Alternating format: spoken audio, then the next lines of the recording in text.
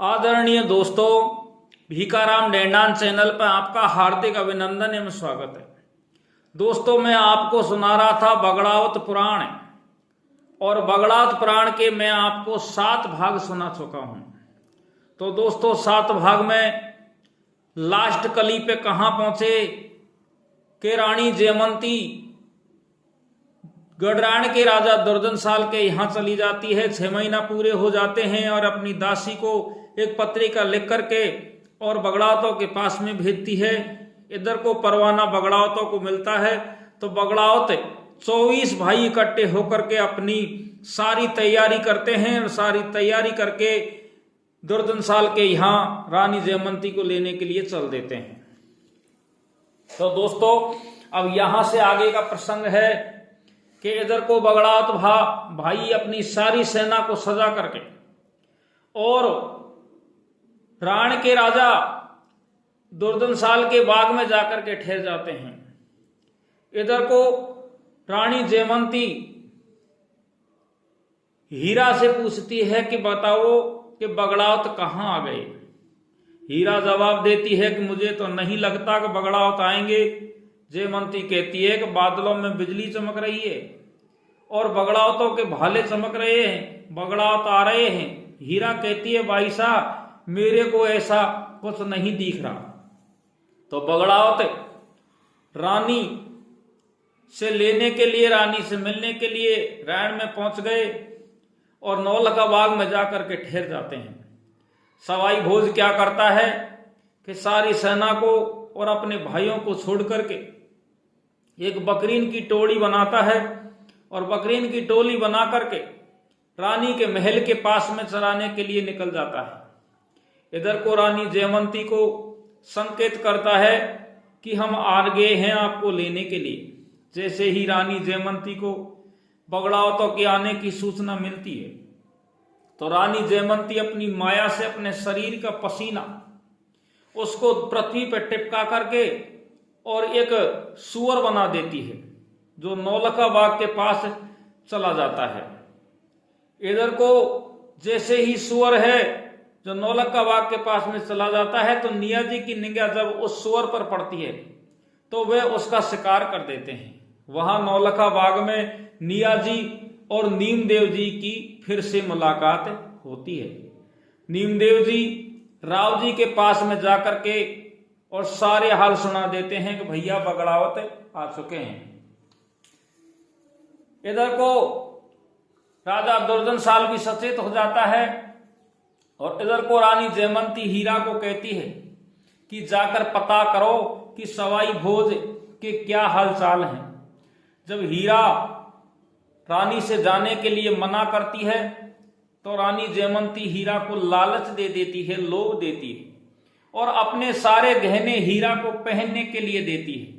हीरा कहती है कि ये गहने मुझे अच्छे नहीं लगते, ये तो आपको ही अच्छे लगते हैं। जयमंती हीरा को कहती है कि ये गहनों को पहनकर तू सवाई भोज का पता करके आ कि हीरा नौलखा बाग में सवाई भोज और बगड़ावत ठहरे हुए हैं तो उनको सारी बात का भेद लेके आ कि बगड़ावत भाई कैसे हैं। तो इधर को हीरा है जो सारा श्रृंगार करके और यहां चली जाती है बगड़ावतों के पास में। तो बगड़ावतों को पता लगता है निया जी को। तो निया जी क्या करता है कि पातू कलाली से दारू लेकर के और हीरा के गले में उड़ेल देता है, जबरदस्ती हीरा को पिला देता है। हीरा दारू पी करके बेहोश हो जाती है, उसको चिढ़ जाती है। रात भर नौलखा बाग में रहती है। बगड़ावत हीरा को जादम दरी के तले ढक देते हैं ताकि कोई देख ना ले। जब सुबह होती है, हीरा को होश आता है तो वह महल में रानी के पास लौटती है।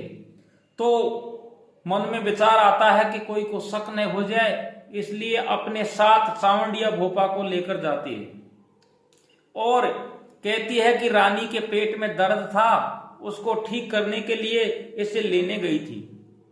चावंडिया भोपा के पास लौटने के बाद रानी जयमंती हीरा को पीटती है, पूछती है कि मैंने तो बगड़ावतों की सूचना लेने के लिए तुझे भेजा था लेकिन तू रात भर बगड़ाउतों के पास में क्यों रुकी?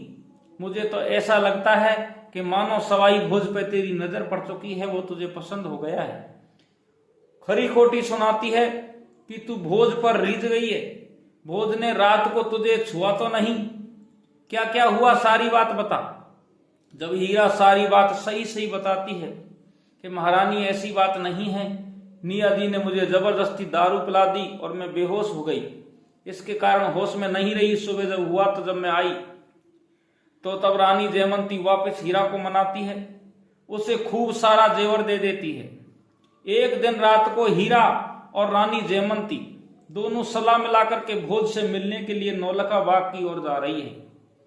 होनी का संयोग देखो, उसी दिन दुर्जनशाल का भाई नीमदेव जी पहरे पे थे और वो रानी की चाल से रानी को पहचान जाते हैं और रानी नीमदेव जी को देख पास ही भड़बूंजे के भाड़ में जा छुपती है, जिसे नीमदेव जी देख लेते हैं और हीरा से पूछते हैं कि हीरा, भाभी जी को इतनी रात को लेकर कहां जा रही है?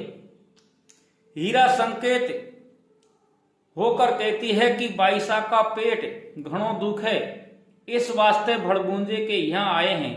कोई झाड़ फूंक भी करना जानता है ये भड़बूंजा। बताया है कि ये बाबा बहुत चतुर है। नीमदेव जी को हीरा की बात पर विश्वास नहीं होता और भड़बूजा की भाड़ में छिपी रानी को निकालते हैं और हीरा को कहते हैं कि हीरा, तुझे इस सच की परीक्षा देनी होगी। तो हीरा परीक्षा देने के लिए तैयार हो जाती है। इधर को नीमदेव जी लोहार को बुलाते हैं और लोहे के गोले को गर्म करवाते हैं। लोहार भट्टी पर लोहे के बने गोले को तपा तपा कर एकदम लाल कर देता है। जब लोहार लोहे के तपते हुए गोले चिमटे से पकड़कर हीरा के हाथ में देने वाला होता है, तभी नीमदेव जी हीरा से कहते हैं कि यदि तू सच्ची है तो तेरे हाथ नहीं जलेंगे और अगर तू झूठ बोल रही होगी तो तेरे हाथ जल जाएंगे। हीरा लोहे के गर्म गोले को देखते ही एक बार तो पीछे हट जाती है, लेकिन रानी जयमंती माया रचती है और रानी जयमंती की माया को देख करके अचानक हीरा को लाल तपते हुए गोले के ऊपर एक चींटी चलती हुई दिखाई देती है। तो वो समझ जाती है कि ये बाईसा का चमत्कार है और वह तपते हुए गोले को अपने हाथ में ले लेती है। इस प्रकार नीमदेव जी कहते हैं कि रानी जी के पेट में दर्द था तो भड़बूंजे को ही महलों में बुलवा लेते। इतना कहकर नीमदेव जी वहां से चले जाते हैं। इसके बाद में नीमदेव जी दरबार में राव जी के पास जाकर रानी की शिकायत करते हैं और कहते हैं कि कहीं